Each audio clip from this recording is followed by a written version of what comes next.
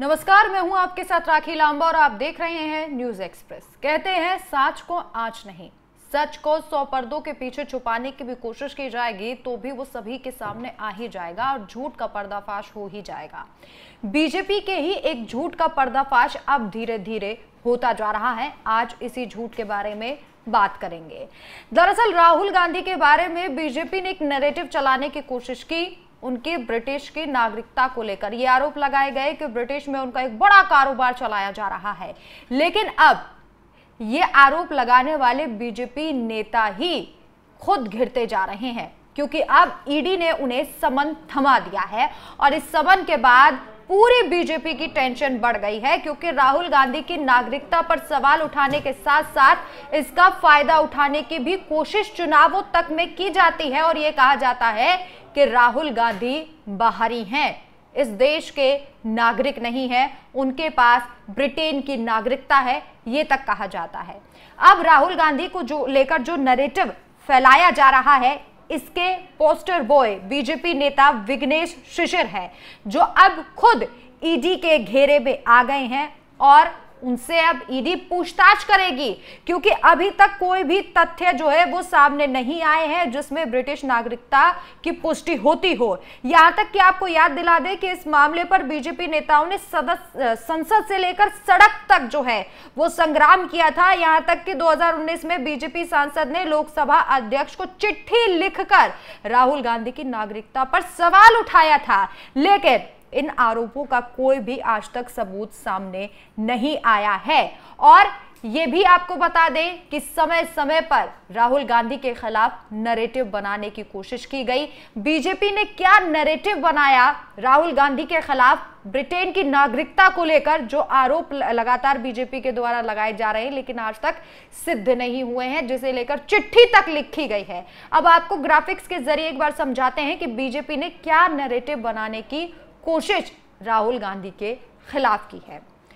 तो बीजेपी को कैसे बीजेपी का नैरेटिव बना है। बीजेपी ने बार बार एक ही सवाल दोहराया कि क्या राहुल गांधी भारतीय नागरिक हैं या फिर ब्रिटिश नागरिक हैं।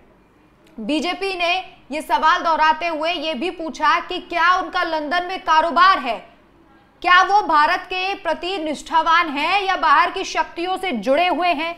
ये सवाल पूछे गए और इन सवालों को निराधार आप इसलिए कह सकते हैं क्योंकि ना तो कोई आधार रहा और ना ही कोई सबूत आज तक राहुल गांधी के खिलाफ मिला है इस बात का कि वो ब्रिटिश के नागरिक हैं, लंदन में उनका कारोबार चलता है। जैसे राहुल गांधी अगर वोट चोरी का आरोप लगा रहे हैं तो आप इस बात को बड़े गौर से समझिए। अगर वो वोट चोरी होने का आरोप लगा रहे हैं तो उनके पास प्रूफ है, सबूत है, वो वीडियो जारी कर रहे हैं, वीडियो कॉन्फ्रेंसिंग कर रहे हैं, तथ्य दिखा रहे हैं, डॉक्यूमेंट्स दिखा रहे हैं और ये कह रहे हैं कि चुनाव आयोग द्वारा ही भेजे गए डॉक्यूमेंट्स हैं जिन पे हमने रिसर्च की है। लेकिन बीजेपी के पास कुछ नहीं है, सिर्फ ऊल जुलूल बातों के अलावा, और इसीलिए ईडी ने समन भेजा शिशिर को, बीजेपी नेता को, कि आपसे पूछताछ की जाएगी कि किन तथ्यों के आधार पर आपने ऐसे आरोप जो है वो राहुल गांधी पर लगाए हैं। अब तथ्य क्या कहते हैं वो आप जरा समझिए। अगर तथ्यों पर आप जाएंगे तो राहुल गांधी का पासपोर्ट, वोटर आईडी, संसद सदस्यता सब कुछ भारत सरकार के द्वारा प्रमाणित है। अगर उनकी नागरिकता पर जरा भी शक होता तो चुनाव आयोग उन्हें चुनाव ही नहीं लड़ने देता, यानी कि वही चुनाव आयोग जो राहुल गांधी पर आरोप लगाता है कि बिना किसी तथ्य के राहुल गांधी वोट चोरी की बात कर रहे हैं, वही चुनाव आयोग उन्हें चुनाव ही नहीं लड़ने देता, जबकि वो चुनाव लड़े हैं। अब दूसरा तथ्य अगर आपको मैं बताऊं तो राहुल गांधी ने ब्रिटेन की जिस कंपनी यानी कि बैकऑप्स लिमिटेड का नाम लिया जाता है कि राहुल गांधी की कंपनी है, उसमें राहुल गांधी का नाम डायरेक्टर के रूप में दर्ज था, लेकिन कंपनी 2009 में ही निष्क्रिय यानी कि रद्द हो गई और 2012 में पूरे तरीके से खत्म हो गई। इसका भारत या राजनीति से कोई लेना देना नहीं रहा। तो ये फैक्ट्स मैं आपको बता रही हूं, दो फैक्ट्स की। अगर उनके पास वोटर आईडी भारत की है, पासपोर्ट भारत का है, संसद सदस्यता भारत की है, जो भारत सरकार द्वारा ही अप्रूव किए गए हैं, तो उनकी नागरिकता पर अगर संदेह इतना ही है, जैसा कि बीजेपी नेता कह रहे हैं, तो चुनाव आयोग को उन्हें चुनाव ही नहीं लड़ने देना था। वो चुनाव नहीं लड़ पाते तो ये प्रमाणित करने में और ज्यादा आसानी हो जाती। और जिस कंपनी का नाम बताया जा रहा है उनमें राहुल गांधी का नाम जरूर था, डायरेक्टर के रूप में दर्ज था, लेकिन 2009 में वो निष्क्रिय हो गई कंपनी और 2012 में वो खत्म हुई। अब भारत की राजनीति से इसका कोई लेना देना नहीं है, लेकिन इसका बिना मतलब को इस मामले को तूल दिया जा रहा है। और आप ये भी समझिए कि ये सब क्यों किया जा रहा है, क्योंकि इस वक्त राहुल गांधी ने जो मुद्दे उठाए, ये कब से शुरू हुआ? जब राहुल गांधी ने अडानी का मुद्दा उठाया था, तभी से नागरिकता को लेकर सवाल किए जाने लगे और बीजेपी इतनी ज्यादा बौखला गई कि बिना किसी तथ्य के, बिना सोचे समझे उन्होंने एक शगुफा छोड़ दिया कि राहुल गांधी ब्रिटेन के नागरिक हैं, भारत के नहीं हैं। ब्रिटेन में, लंदन में उनके नाम से एक कंपनी चलती है जो 2012 में खत्म हो गई थी। वो कंपनी, वो बिजनेस राहुल गांधी करते हैं। अब आपको ग्राफिक्स के जरिए ये समझाते हैं कि बीजेपी ने ये आरोप क्यों लगाए, राहुल गांधी कौन से सवाल पूछ रहे थे जिनसे बीजेपी परेशान थी। चलिए ग्राफिक्स के जरिए मैं आपको बताती हूँ। सबसे पहले राहुल गांधी सीधे सवाल पूछते हैं कि अडानी के साथ सरकार के क्या रिश्ते हैं। फोटो दिखाते हैं नरेंद्र मोदी के साथ। करोड़ों के कॉन्ट्रैक्ट किनके हाथों में जा रहे हैं, ये सवाल पूछते हैं। सरकारी एजेंसियां क्यों चुनिंदा लोगों पर ही कार्रवाई करती है, ये राहुल गांधी पूछते हैं। ये सवाल वो है जो बीजेपी को चुभते हैं और इन्हीं सवालों से बचने के लिए बीजेपी ने एक नैरेटिव सेट कर दिया कि राहुल गांधी भारतीय नहीं है, विदेशी हैं। ये वही पुरानी चाल है और प्रश्न पूछने वालों की नीयत पर सवाल उठाओ और प्रश्न का जो है वो जवाब मत दो।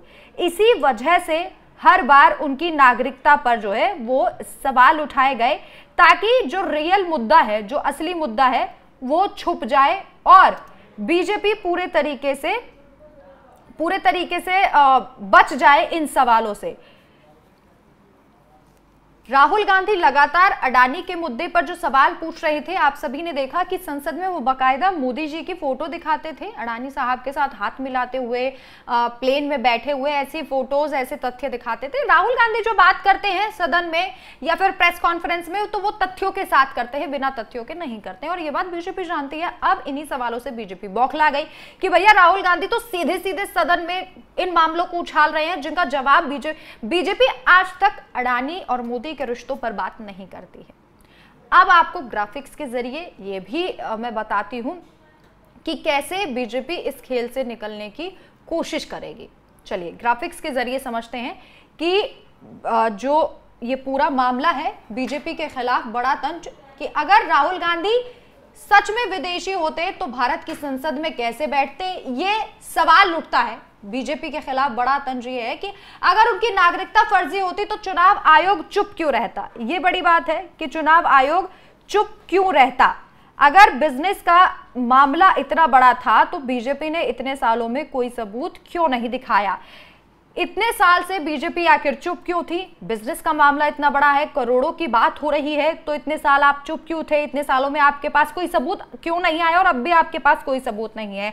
अगर विदेश में रहते थे तो फिर भारत की संसद में कैसे बैठे हैं, ये बड़ा सवाल है, क्योंकि चुनाव आयोग को फिर चुनाव ही नहीं लड़ने देना था। और इसी के साथ साथ अब बड़ा सवाल ये बन जाता है कि शिशिर, जो कि बीजेपी नेता हैं, विघ्नेश शिशिर, उन्होंने किस आधार पर इतना बड़ा आरोप राहुल गांधी पर लगाया। तो आप विघ्नेश शिशिर का पूरा खेल भी ग्राफिक्स के जरिए समझिए। ये पूरा खेल है।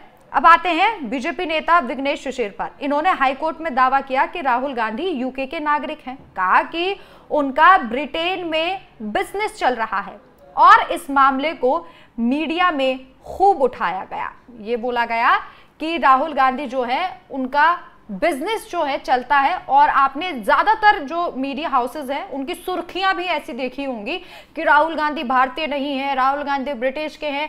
आप सोचिए, सोनिया गांधी को लेकर भी सवाल उठाया गया कि वो यहाँ की नहीं, वो बाहर की है। बाहर ही कहा जाता है, जो कांग्रेस ने इतने साल राज किया, इतनी बड़ी बड़ी उपलब्धियां पाई, जवाहरलाल नेहरू जैसे प्रधानमंत्री दिए, उनके लिए कहा जाता है कि ये बाहरी है। और राहुल गांधी की नागरिकता पर पूरे तरीके से सवाल उठाया जाता है। अब आप ये भी सोचिए कि इन सब के बीच राहुल गांधी का फोकस किस बात पे है। राहुल गांधी का फोकस है भारत जोड़ो यात्रा, जो उन्होंने की थी नफरत के खिलाफ मोहब्बत के लिए। फिर उन्होंने भारत जोड़ो न्याय यात्रा की, बेरोजगारी, महंगाई, भ्रष्टाचार के मुद्दों को उठाने के लिए। इन यात्राओं से लाखों लोग जुड़े और एक नैरेटिव ये बना कि राहुल गांधी जो है वो सत्ता पक्ष की तरह सिर्फ कुर्सी पर नहीं बैठते, लोगों से जुड़ते हैं, और इससे विपक्ष मजबूत हुआ। अफवाहें क्या थी बीजेपी के पास? जो अफवाहें बची वो ये थी नागरिकता, विदेशी स्वादिष्ट, बेमतलब के आरोप, क्योंकि तथ्य कोई थे ही नहीं। अब आपको यह भी समझना होगा कि लोकतंत्र में विपक्ष सवाल पूछे, ये विपक्ष की जिम्मेदारी है। अगर सवाल पूछने वाले की नागरिकता पर शक किया जाए तो इसका मतलब सत्ता पक्ष के पास जवाब नहीं है।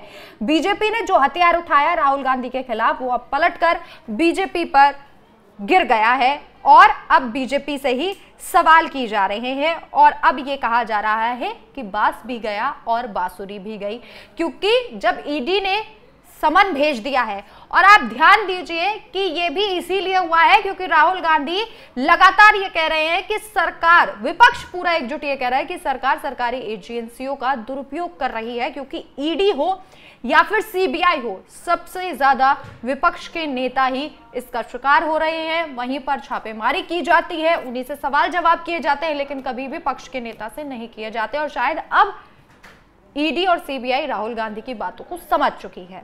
इस खबर पर आपकी क्या राय है? हमें अपनी राय कमेंट करके जरूर बताएं। देखते रहिए न्यूज़ एक्सप्रेस। नमस्कार।